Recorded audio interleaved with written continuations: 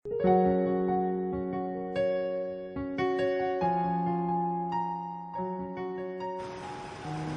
halo. Selamat berjumpa kembali dalam acara Santapan Rohani. Mari kita akan sama-sama berdoa sebelum kita belajar dengan firman Tuhan. Dengan segala kerendahan hati kami, Bapa di surga, kami mengucap syukur. Kami meredakan hati kami berdoa. Kami menyerahkan dalam acara ini Tuhan agar Tuhan menolong dan Tuhan memampukan kami. Baik kami hidup di dalam kasih-Mu, hidup dalam anugerah-Mu, dan kami boleh melakukan firman-Mu. Kami berdoa di dalam nama Tuhan Yesus. Haleluya. Amin. Baik, salam Bapak Ibu Saudara terkasih dalam Tuhan. Pada kesempatan hari ini kita akan belajar dengan firman Tuhan dengan satu tema, hidup yang berpatrum. Ya, hidup yang berpatrum. Apa itu patrum? Patrum adalah pola. Ya, kalau orang bikin rumah, bikin pakaian, ya bikin apa saja, ya mungkin bikin mobil, itu semua punya patrum. Patrum itu menjadi suatu panutan, menjadi suatu pola bagaimana untuk mencapai dalam satu tujuan apa yang diharapkan. Itu namanya patrum.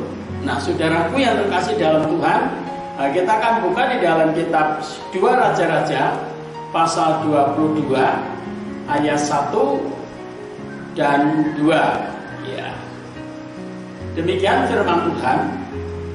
Yosia berumur 8 tahun pada waktu ia menjadi raja, dan 31 tahun lamanya ia memerintah di Yerusalem. Nama ibunya ialah Yedidah binti Adaya dari Boskat. Ia melakukan apa yang benar di mata Tuhan dan hidup sama seperti Daud bapa leluhurnya, dan ia tidak menyimpang ke kanan atau ke kiri.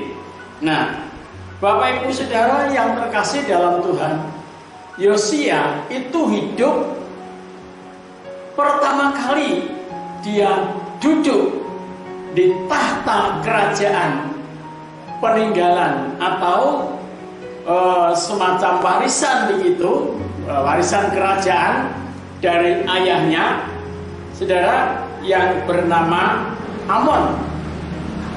Saudara, Yosia baru berumur 8 tahun. Nah, dalam usia 8 tahun itu Bapak Ibu Saudara, kalau anak sekarang mungkin di negeri kita, ya mungkin sekitar baru SD, ya kelas berapa? Kelas 2 atau kelas 3, ya kalau anaknya cerdas. Nah, saudaraku, Yosia sudah berani duduk di tahta kerajaan, ya sebagai raja, memimpin kerajaan yang namanya kerajaan Yehuda. Nah, saudaraku, Yosia berumur 8 tahun, tetapi dia sudah berani. Yang pertama, dia berani duduk di atas tahta kerajaan ayahnya. Yang kedua, Yosia, dia mengatakan, ayat ini dikatakan ia melakukan apa yang benar di mata Tuhan. Jadi artinya Yosia sudah berani mengambil satu keputusan. Ya, keputusan yang pertama, dia berani duduk di atas tahta kerajaan ayahnya karena mendiang ayahnya telah meninggal. Dan yang kedua, ia melakukan apa yang benar di mata Tuhan. Ya, melakukan apa yang benar di mata Tuhan. Dan yang ketiga, saudara, Yosia hidup sama seperti Daud bapak leluhurnya. Nah, saudara, Yosia mengerti tentang Daud itu pasti dari cerita Ya, karena terbentang sekian ratus tahun antara Raja Yosia dengan Raja Daud. Nah, tetapi Yosia walaupun hanya mendengar sebuah cerita tentang kehidupan Daud, ya, mungkin diceritani ibunya, ya, yang bernama Yedidah, mungkin diceritani, kalau sekarang mungkin ya dikatakan diceritani oleh guru sekolah minggu, ya, mendapat cerita dari guru sekolah minggu atau dari ibunya. Nah, Bapak Ibu Saudara terkasih dalam Tuhan, Yosia mengambil satu patron. Patronnya adalah Daud. Ya, Daud bapak leluhurnya. Jadi sudah keturunan yang sekian puluh kali. Ya, kalau dia dilihat dalam silsilah. Nah, saudaraku yang terkasih dalam Tuhan, ini patron ini hal yang penting, saudara. Kalau seseorang tidak memiliki patron, sama dengan orang ini tidak mempunyai satu wawasan. Sama dengan orang ini tidak mempunyai satu gambaran tujuan hidup. Aku itu hidup mau seperti apa dan bagaimana. Nah, dunia akhir zaman, dunia maya, dunia modern seperti ini, saudaraku, ada banyak orang bingung untuk mencari patron, untuk mencari panutan, untuk mencari figur. Kenapa? Karena ada banyak orang yang figurnya tidak jelas. Ya, orang yang figurnya jelas saja kadang-kala, ya, orang tidak mau mengikuti. Apalagi figurnya tidak jelas, kehidupannya tidak jelas dalam sehari-hari. Ya, akhir zaman ini, saudara, ada banyak bapak-bapak penampilannya seperti anak-anak. Maaf ya, tidak menyinggung dan tidak perlu tersinggung. Kalau tersinggung ya mari kita sama bertobat, ya. Ada banyak bapak-bapak penampilannya seperti anak-anak, ya. Ada ibu-ibu penampilannya seperti anak-anak remaja. Nah, hal yang semacam ini menjadi satu keprihatinan bagi orang yang mengerti yang namanya sebuah patron, saudara. Nah, mari kita akan belajar bersama-sama. Dunia maya adalah dunia yang tidak jelas, saudara. Dunia mengandai-andai, dunia yang penuh dengan fantasi. Tetapi saudaraku, jangan takut. Bagi Bapak Ibu Saudara, putra putri panjenengan, mari kita berikan patron yang benar. Ya, berikan patron yang benar buat putra putri kita, supaya putra putri kita itu bisa mempunyai patron di dalam kehidupannya. Ya, walaupun mungkin apa yang kita lakukan tidak seperti yang diharapkan oleh anak-anak kita, tetapi setidak-tidaknya kita sudah memiliki satu patron. Nah, kalau Bapak Ibu Saudara belum punya patron, ayo kita cari patron. Di dalam Alkitab banyak, ya, seperti Daud, ya, seperti Hizkia, ya, seperti Yesaya, seperti Yosia ini. Nah, patron-patron itu banyak, seperti rasul-rasul, ya, seperti para pendahulu kita yang memang bisa dijadikan patron dalam kehidupan kita. Nah, patron yang terbaik, patron yang paling tepat adalah kehidupan di dalam perjanjian baru. Ya, misalkan kehidupan Tuhan Yesus yang begitu sederhana, tetapi hidupnya menyenangkan hati Tuhan, menyenangkan hati Bapa di surga. Ya, selalu tunduk kepada orang tua. Ya.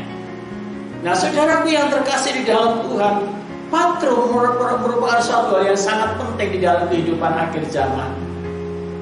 Ya, saya percaya masih ada kesempatan, ya, untuk kita memberikan patron buat anak cucu kita, buat putra putri kita. Ya, ada kesempatan banyak, mungkin melalui doa kita, melalui penyembahan kita, melalui kehidupan kita sehari-hari. Ya, dia bisa melihat kita. Nah, saudaraku yang terkasih dalam Tuhan, patrum menjadi suatu hal yang sangat penting di dalam kehidupan kita. Yosia, anak baru umur 8 tahun, sudah bisa mengambil keputusan.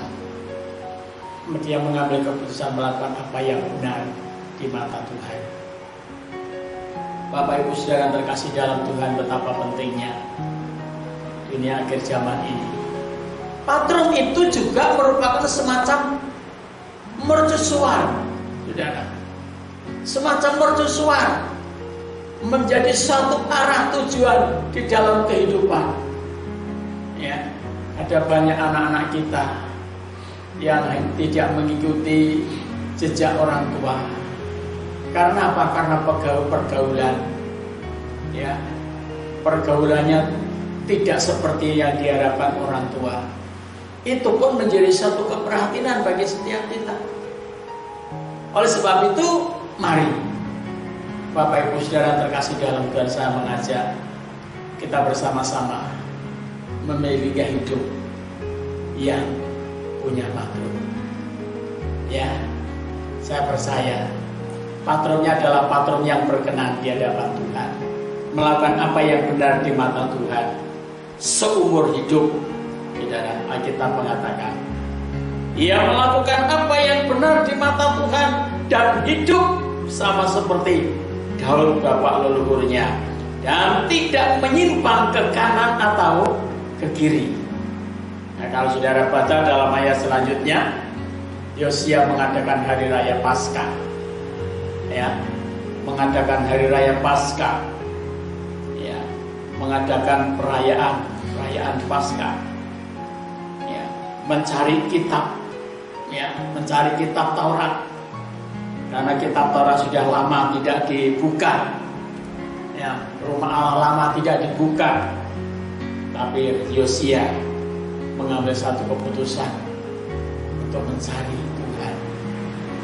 Nah, Bapak Ibu Saudara terkasih dalam Tuhan, ada kesempatan baik. Mari kita doakan putra-putri kita. Kita doakan anak cucu kita. Kita doakan teman-teman kita, saudara-saudara kita. Mungkin kita punya teman yang patrumnya tidak jelas. Kita doakan supaya Tuhan membuat satu restorasi dalam setiap rumah tangga kita, kehidupan kita. Saya percaya tidak ada kata terlambat selagi masih ada waktu. Tuhan menolong kita, memampukan kita. Korbannya di atas kayu salib penunggul kita cukup untuk menebus kita. Darahnya cukup untuk menguduskan hati, pikiran, jiwa, dan roh kita. Kuasa Roh Kudusnya cukup untuk membantu, menolong kita, dan menuntun kita, membimbing kita di dalam segala kebenaran. Tuhan memberkati. Mari kita sama berdoa, kita mengucap syukur kepada Tuhan.